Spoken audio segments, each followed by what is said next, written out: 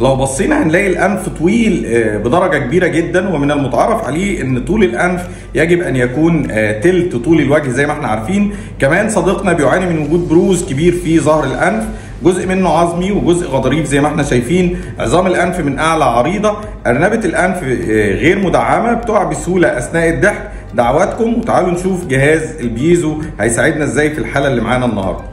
ده اللي قدرنا نوصل له باستعمال جهاز البيزو في اخر الحاله زي ما احنا شايفين. نتيجه مفيش اجمل من كده. اجمل 3 حاجات موجوده في النتيجه اللي معانا النهارده: ان الانف تم تصغيرها مع الاحتفاظ بملامحها الرجوليه الجميله، كمان ظهر الانف اصبح منحوت بشكل انسيابي وشكل جميل، ارنبه الانف اصبحت سبورتد مدعومه عشان ما تقعش اثناء الضحك زي ما احنا شايفين. الوقت تم تقصير الانف والارنبه اصبحت مرفوعه الى اعلى. شكرا لكم.